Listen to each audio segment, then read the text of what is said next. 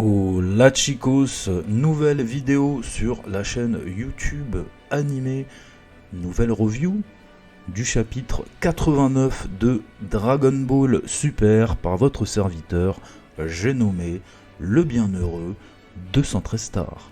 Donc à quelques jours de la sortie du chapitre 90, qui devrait sortir en principe le 21 février si je dis pas de bêtises, on est dans un délai parfait, je pense, pour faire la review de ce Scan 89.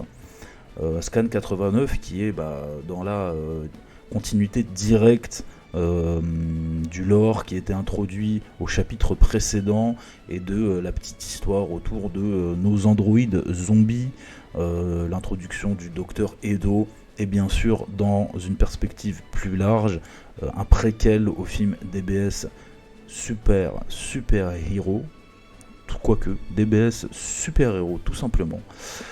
Donc voilà. Donc ça commence avec Trunks qui tente de pirater le CD récupéré dans la planque du docteur Edo, ce qu'il arrive enfin à faire grâce au PC stratosphérique de Bulma-san. Et il y découvre des plans de conception avec une vidéo d'un cell à l'état embryonnaire. Donc ça nous rappelle évidemment ce qu'il se passe dans le film. Allez le voir d'ailleurs si vous ne l'avez pas encore fait. Et suite à ça, il y a un petit virus qui se déclenche avec la tête du docteur Edo, tête trollesque, qui envahit l'écran. Bulma intervient avec Bra qui se révèle être une petite génie de l'informatique qui réussit à stopper le processus, de ce virus. Et on a déjà un choix scénaristique, ou en tout cas un choix au niveau de la personnalité qui est plutôt intéressant. Bulma nous décrit directement Trunks comme étant un peu un cancre au niveau info, niveau même plus généralement peut-être intellectuel, tandis que Bra serait la digne héritière de la capsule Corp. Et ça, j'aime bien les choix affirmés. Donc on commençait directement avec ça et c'est cool, surtout que si on compare à Dragon Ball GT, Trunks c'était tout l'inverse, c'était le digne héritier de Bulma, président de la capsule Corp, petit génie évidemment. Ils ont décidé d'aller dans un sens complètement différent et franchement je valide, c'est cool. Donc on enchaîne tout de suite après avec toujours cette volonté de développer des scènes de vie, crédibiliser en quelque sorte le lore de DBS et de ce chapitre préquel, avec le départ à nouveau pour l'université, et cette fois Trunks accompagné de Mai. Donc Mai qui, on le rappelle, a rajeuni au tout début de DBS, et justement Bulma préfère l'envoyer à l'université histoire que ça n'attire pas trop les soupçons parce qu'elle est en âge d'aller à l'école, voilà. Si elle n'y allait pas, ce serait problématique, donc c'est plutôt cool. Voilà, petite présentation de Mai officielle à la classe, Trunks qui sera sorte de parrain. Donc inutile de dire que le Zozio est au max, puisqu'on le rappelle, le Trunks a un petit coup de cœur pour la maille depuis le tout départ de DBS. Donc c'est plutôt mignon, c'est plutôt sympa. Voilà, c'est cool. On a l'introduction d'un nouveau personnage en la personne de Baita. Donc là aussi, on se dit que ça va être intéressant.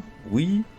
Donc on a une petite rivalité, Baita Trunks qui se met en place, puisque le Trunks trigger un peu sur le nouveau, car Mai lui lance plusieurs regards un peu intéressés, ou en tout cas intrigants, dirons-nous.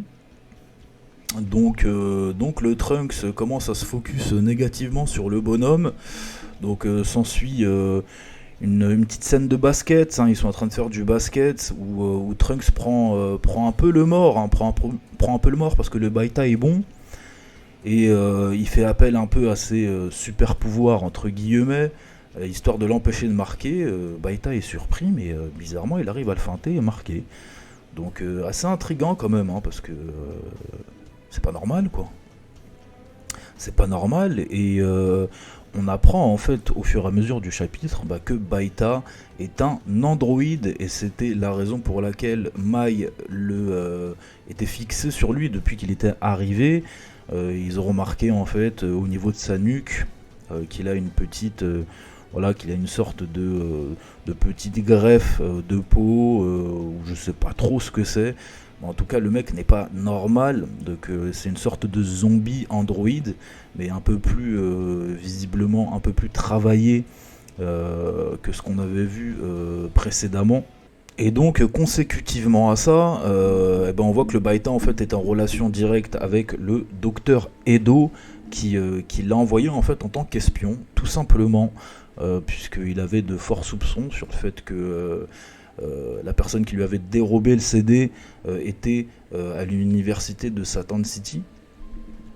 Donc voilà, le Baïta est un petit espion qui est là en fait pour découvrir qui est le voleur tout simplement et récupérer la disquette, le disque qui contient les plans du docteur Edo. Et du coup la rivalité prend un nouveau sens puisque de la même manière que Trunks et Mai se sont focus sur Baïta depuis qu'il est arrivé, inversement Baïta s'est beaucoup focus sur Trunks depuis le départ, raison pour laquelle il va commencer à lui faire tout un tas de petits shit tests pour voir s'il n'a pas quelque chose de particulier, si c'est pas une sorte de surhomme. Et on a plusieurs scènes qui sont plutôt cool, où notamment la scène de la cantine où Baïta essaye de renverser de la soupe brûlante sur le Trunks, qui se sert du fait qu'il a demandé un rab, pour faire une petite esquive discrète pour verser la soupe directement, pour que la soupe se verse directement dans son bol. Un autre moment, Baïta essaie de lui envoyer un ballon de manière, je pense, assez virulente derrière le crâne. Trunks fait semblant de se baisser pour refaire ses lacets, et en se relevant, il met un petit coup de tête pour que le ballon heurte celle de Baïta. Donc c'est plutôt cool, on a quelques petites scènes sympas. Et vient le moment du shit test final, où vraiment Baïta veut faire la vérité sur Trunks et savoir s'il doit l'attaquer oui ou non. Et là on est en extérieur, il lui prépare un énième piège. Et Trunks, à chaque fois, ce qui est drôle, c'est qu'il anticipe, il le voit, il se prépare à réagir de la manière la plus normale pour pas éveiller ni les soupçons de ses camarades et ni encore moins ceux de Baïta, puisque c'est quand même l'objectif. Sauf que là, il voit qu'il va être un peu coincé sur ce coup-là et que Mai risque d'être blessé. Et là, on a le Goten. Alors vraiment, Goten qui est dans la digne lignée de son père niveau caractère, de son père, de son frère, mais surtout de son père. C'est le Goten innocent, première intention, qui réfléchit pas trop, pour pas dire qu'il réfléchit pas du tout, et qui soulève un camion, en tout cas une fourgonnette, pour récupérer une balle de baseball. Donc tout le monde est un peu choqué. Trunks vit un moment cringe aussi. Et finalement, le Baïta trigger directement sur Goten, révèle son apparence véritable de cyborg. Et alors j'ai oublié son nom de cyborg. J'ai oublié son nom de cyborg. Mais bon, en tout cas, il a un petit nom particulier. Je crois que c'est Beta One ou un truc comme ça. Et je crois que c'est Beta One, ouais. Et du coup, il attaque directement le Goten, qui dans un premier temps ne fait qu'esquiver, mais qui se rend bien compte qu'il va être obligé de riposter. Et à ce moment-là, on a le Trunks sous sa forme Saiyan-Man qui apparaît pour prendre la relève, qui file discrètement la montre de transformation enfin prête à Goten pour qu'il le rejoigne.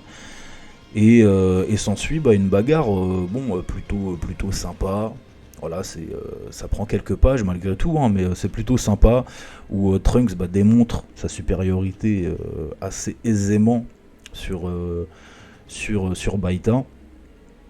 Et suite à quoi Baïta décide d'employer les grands moyens. Il rejoint une sorte d'armure de combat, mais qui est plutôt une sorte de mecha, un gros robot quoi. Ce qui change pas grand chose au final, sauf que étant un méchant, les méchants agissent un peu comme des lâches. Et il décide de commencer à viser en fait le public, les camarades de Trunks, ce qui le force un peu à être au four et au moulin pour défendre ses coéquipiers tout en essayant de mettre hors d'état de nuire Baïta. Et c'est ici que Goten fait son apparition, puisque Mai se retrouve plus ou moins blessée, puisque Baïta a vu en fait qu'elle avait le CD dans son sac. Donc elle se fait capturer par Baïta qui décroche la partie supérieure de son mecha et qui laisse la partie inférieure qui tire des sortes de missiles roquettes sur le public pour tenir à distance Trunks. Donc c'est là que Goten fait son apparition pour venir soutenir son meilleur ami et lui permettre de se focus sur la partie supérieure et pouvoir délivrer sa bien-aimée, ce qui finit par réussir à faire. Donc le duo fonctionne bien.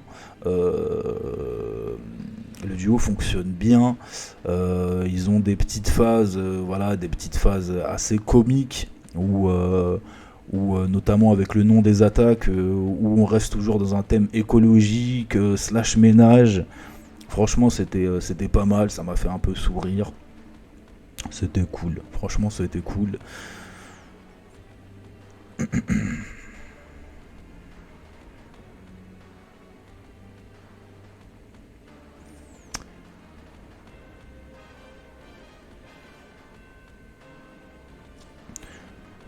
Et pour revenir sur un point que j'avais soulevé, une inquiétude que j'avais soulevée dans le chapitre 88, à savoir de quelle manière vont être développés les deux personnages et si Trunks ne prendra pas trop de place.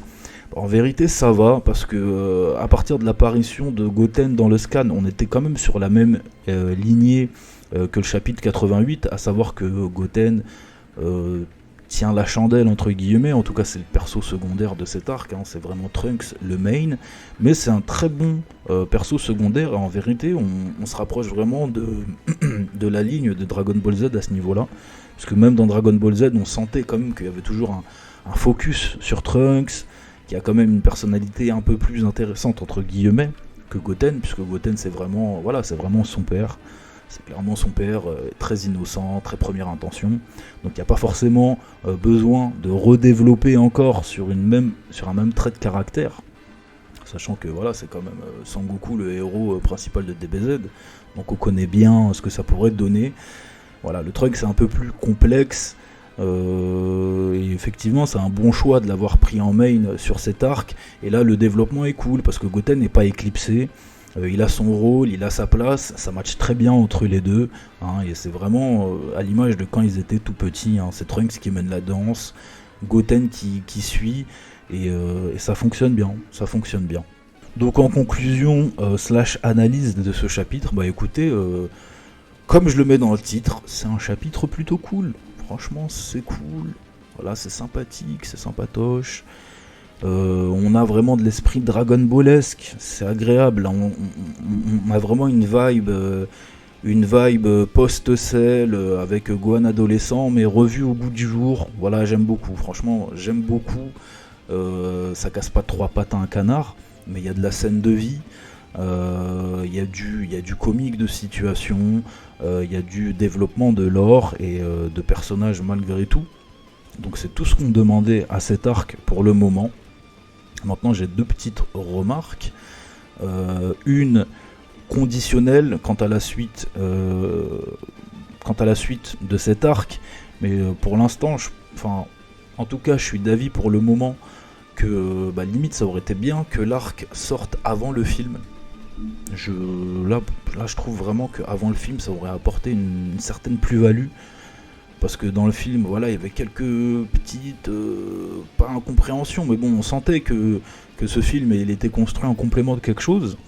Et là, je me demande si c'était peut-être pas mieux de sortir tout ça avant le film, mais à voir selon le reste, de cet arc. Peut-être que ça se justifiera naturellement. Mais bon. Et deuxième petite remarque, ça c'est un peu plus absolu. Et je pense vraiment que DBS, ça aurait dû commencer un peu de cette manière-là. Voilà, un peu de cette manière-là, nous faire une bonne introduction niveau scène de vie. Certainement pas partir dans du power-up débile, débilisant. À la limite, pourquoi pas commencer voilà, en Super Saiyan God, mais après, voilà, calmer le bail pendant pas mal de temps. Voilà, quel dommage. Quel dommage que DBS ait si mal commencé et que ça ait continué sur une mauvaise ligne pendant autant de temps. C'est vraiment dommage parce que là, il y a du très bon. Franchement, il y a du très bon. Je répète, ça casse pas trois pattes à un canard. Mais la vérité, ça fait beaucoup de bien. Ça fait beaucoup de bien. Et moi, quand je lis, depuis la reprise du manga, là, je lis mes scans. Franchement, j'ai l'impression d'être dans du Dragon Ball. La vérité, c'est hyper agréable. C'est hyper bien. Et ce chapitre 89 était, in fine, très cool. C'était cool. Voilà, mes amis, pour la review de ce chapitre 89, voilà, qui, je le répète, était très cool. Donc pour l'instant, bah, c'est que du bon, j'ai vraiment pas de points négatifs à trigger. On va voir ce que nous réserve le chapitre 90, qui, je le rappelle, sort le 21 février. À voir quand est-ce qu'on fera la review, hein, si ce sera proche de, enfin tout de suite après sa sortie ou un peu avant la sortie du prochain. J'aime bien les faire avant la sortie du prochain, comme ça rafraîchit la mémoire à tout le monde. Donc voilà, on se donne rendez-vous, je sais pas quand, pour une prochaine vidéo, même si je pense que là il va y avoir pas mal de boulot sur la chaîne animée. On va essayer de faire au mieux, comme d'habitude, c'est pas évident. On fait les choses doucement. L'essentiel étant que ce qu'on produise, ça plaise un minimum. Et voilà, mes amis. N'hésitez pas à soutenir, abonnez-vous, likez les gars. Ça fait vraiment plaisir et ça m'encouragera à faire beaucoup plus de choses dans le peu de temps que j'ai de dispo pour. Et on se donne rendez-vous très prochainement pour une prochaine vidéo sur la chaîne animée. C'était 213 stars, mes petits loulous. Je vous dis à plus tard. Ciao maintenant.